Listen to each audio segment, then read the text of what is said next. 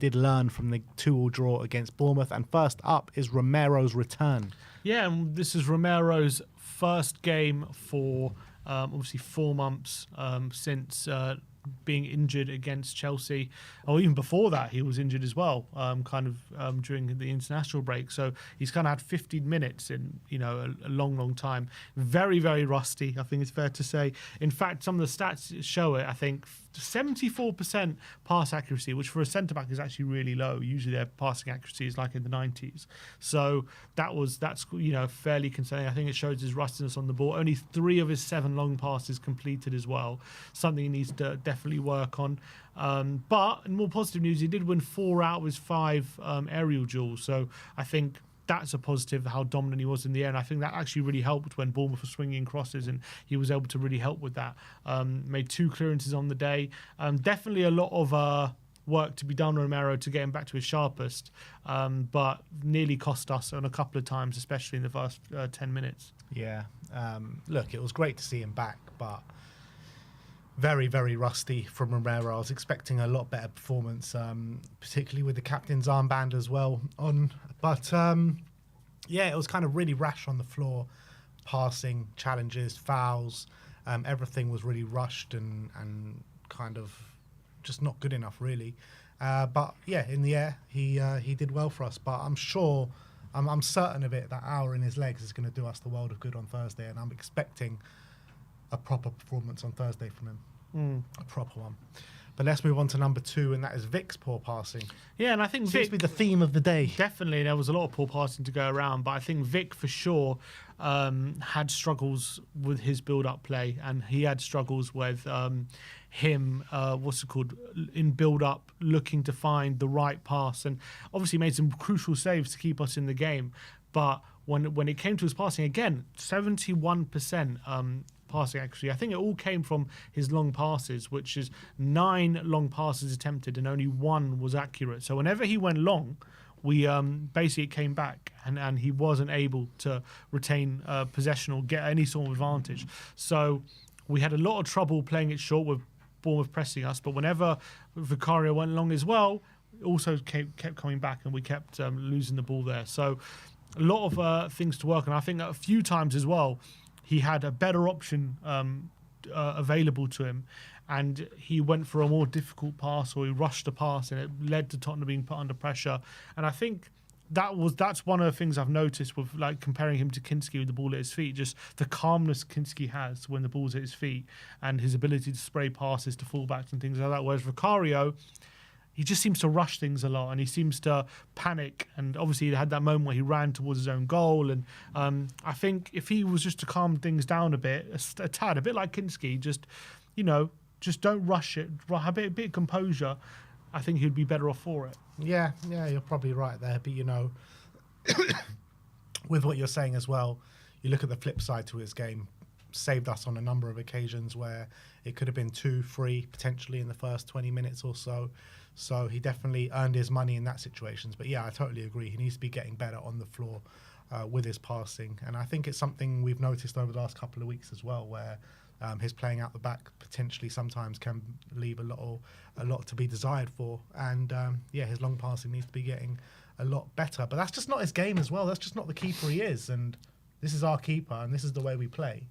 So maybe we need to make a few kind of changes, because we've got a keeper here who's part of the leadership group, who's our number 1 for the foreseeable future, and his game isn't really kind of playing out the back. Well, we bought him as a keeper because he was not bad at playing out the back. He was part of the reason. It's not his game though. Like his main attribute is his shot stopping. Yeah, but he was also, I remember when we signed him, he was like, I like to play out the back. I like to be, attacking and things like that. So I think that was part of the reason we signed him as well, was because he's quite good at playing out the back. Now, it turns out he's not elite at playing out the back. Yeah. He's just good. He's okay. He's pretty good. I actually don't think he's bad, but he's not on the elite levels of the other keepers. But do you not think, if you're going to play this kind of brand of football and you're consistently going to play it out the back, you need a goalkeeper that's elite at playing out the back?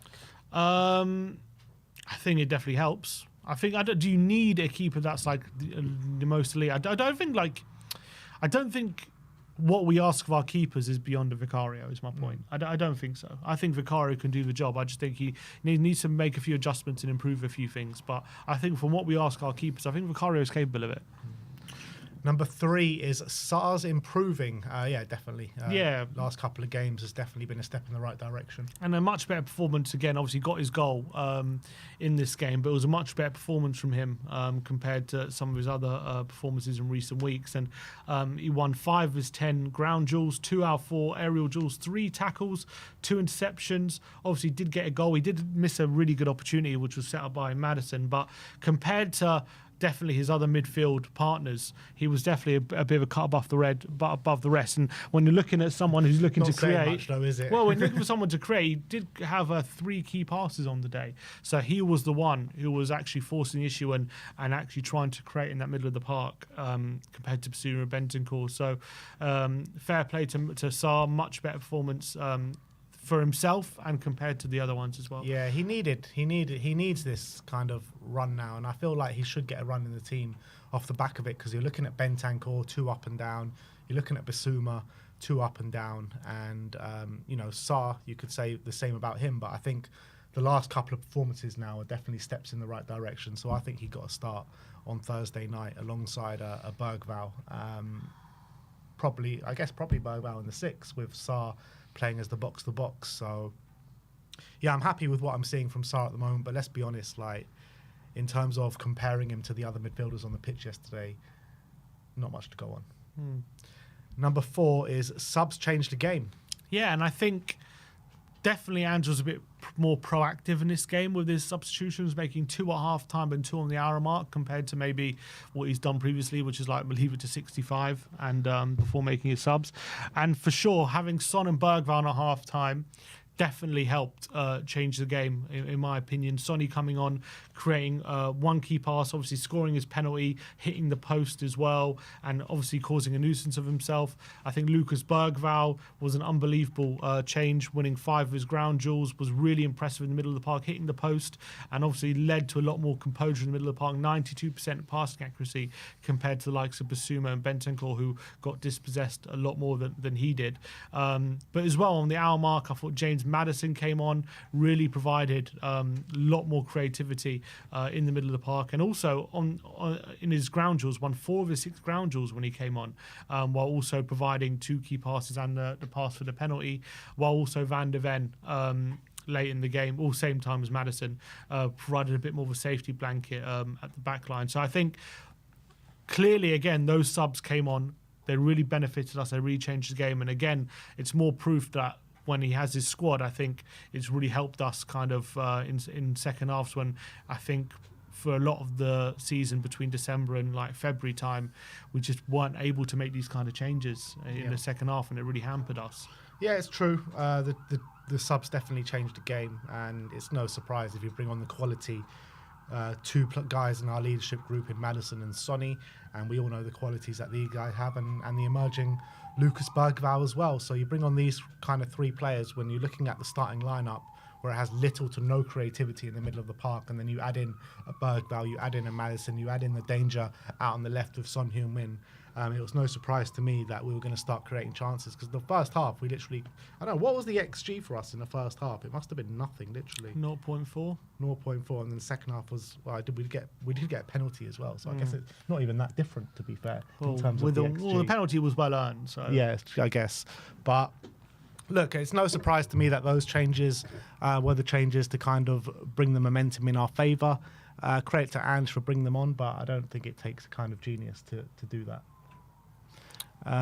Last but not least is Ange's tactical tweak. Yeah, and there was one little thing I think I noticed about the game yesterday with Sonny when he came off the bench, especially when Maddison came on. When Sonny was on the pitch for the first 50 minutes, he was very much stuck a bit to the left hand side.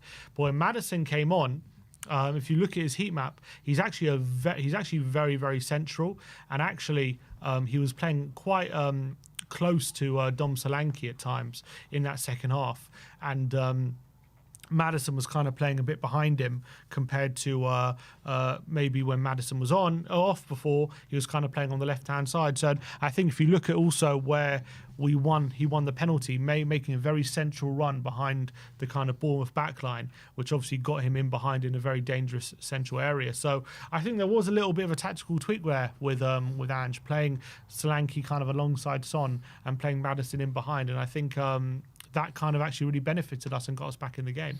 Yeah, I would like to see that more often, because you remember under Jose when Kane and Son used to have that dynamic relationship with each other where they used to play pretty much up top with each other, where Kane would do the hold-up play and play Sonny in behind. I reckon if you get Solanke in that kind of positions, I reckon they could have not the same relationship, because obviously Kane is just 20 times the player in those kind of areas of the pitch than Solanke is. But I did think we can create maybe a similar dynamic. But anyway, I agree. That is your